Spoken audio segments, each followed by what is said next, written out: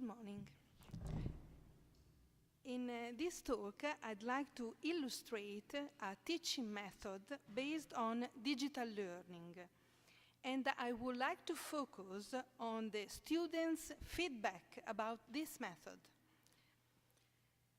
Personally, I think that in the micro dimension, digital learning helps self-directed learning, while within a university environment, digital learning can assist peer learning.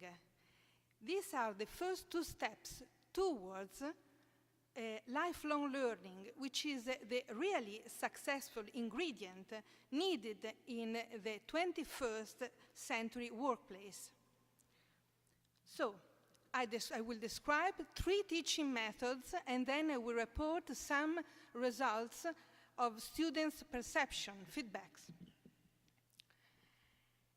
This year, as a university teacher, I taught the geometry module for a bachelor's degree program in physics at University of Modena and Reggio Emilia.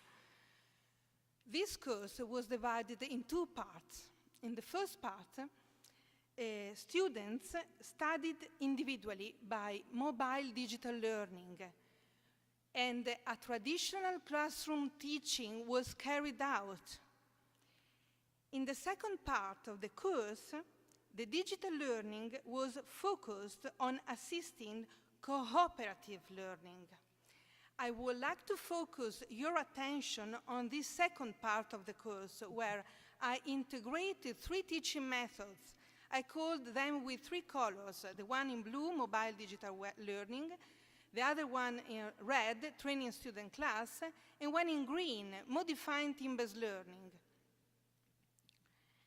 All these 3 teaching methods contributed to answering this question: how can a student be more active protagonist of his study by using digital technology?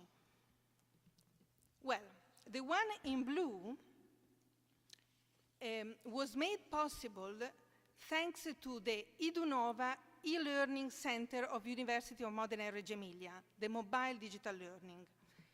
The one in red, the training student class, was implemented thanks to the mobile digital learning. The third one, the green one, the modifying team-based learning, was made possible thanks to the training student class, and so the mobile digital learning. So all the 3 teaching methods were made possible thanks to the Idunova e-learning center of University of Modena and Reggio Emilia. So, I spoke about the training student class. What is it? It is divided in 2 steps.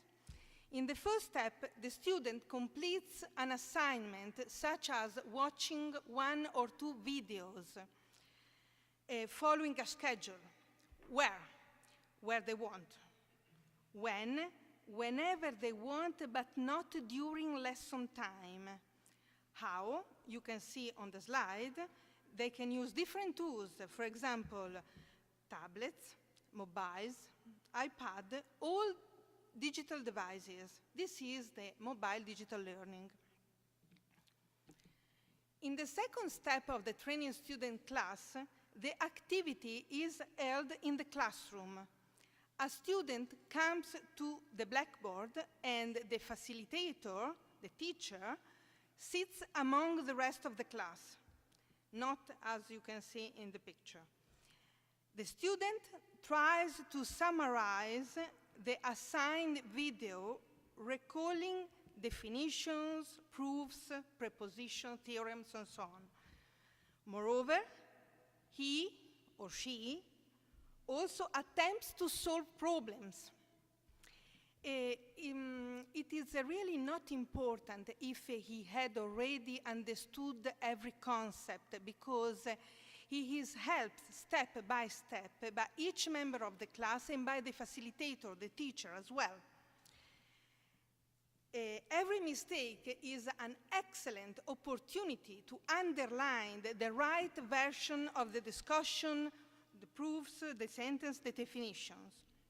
So, the activity class becomes a learning environment where students find their time for assimilations, reflections, curiosity, tips. Okay, training student class can be an answer to several needs that you can find on the slide. For example, giving the possibility to practice a suitable scientific specialized language, theory, exercise before doing the final examination, and obviously the learning team. There is also a problem, you can see on the slide in the bottom. Often only 7% of what a speaker says is acquired by the listener. Well, the percentage of acquisition can increase if you are directly involved in what you are doing and you are an active participant.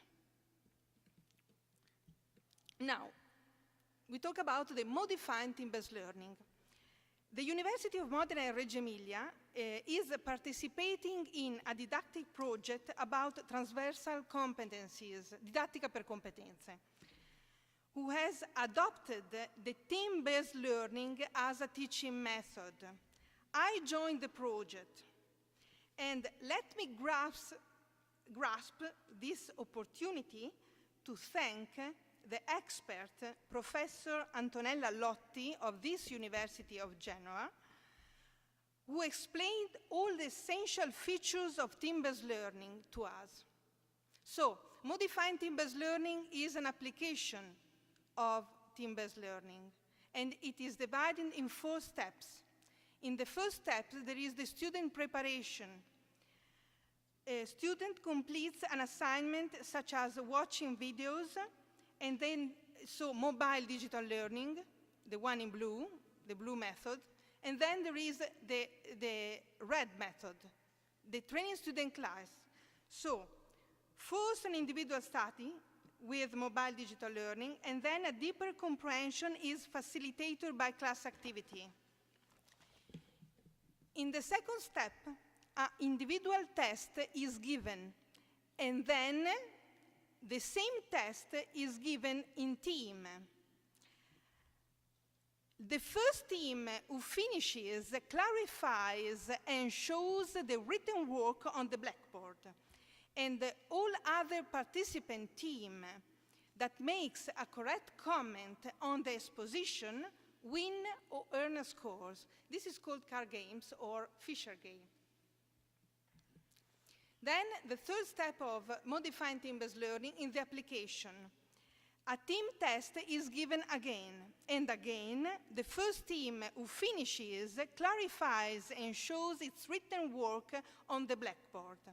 And each participating team who makes a correct comment on the exposition earn a score, a point. This is called card games 2, the second time. Finally, there is the peer assessment. It is used to increase team members' accountability to one another. Each student has to evaluate each schoolmate of his team. Also, this method is an answer to several needs and the problems shown on the slide. And obviously, you learn in team, and you also do problem solving. At the end of the course, a feedback questionnaire about the method itself was given to students. In one part of the questionnaire, we proposed 5 statements that you can see on the slide. And for students to assess on a scale from 1 to 5. 1 is the minimum, 5 is the maximum. All 5 statements receive a very positive consensus. You can see on the brackets. For example, I think this method is useful. I suggest starting this method from the beginning of the course. I enjoy working in team. I feel more competent and sure in scientific discussion after attending these activities. Now, let's have a look to the average scores for students who participated to these 3 activities and passed the final examination. Have a look at the last row of the table. The average score is from 27 up to 30, the highest possible score. So, the percentage of average score from 27 to 30 increased from 17% in the first individual test up to 80% in the final examination, passing through the 33% in the first team test. This shows their assimilation of course material was effective. Finally, students were requested to complete a sentence, the following: the modifying team-based learning makes the study. They have to complete with a word, and they chose the following words: interesting, target, motivating, challenging, less boring, but the one that I really appreciate is the last one. This method makes the study a new approach to geometry. Well, I finished. I tried to use these three teaching methods where students could be more active protagonists of their studies, with the hope of also starting to lay the foundation of lifelong learning. That's all. Thank you very much.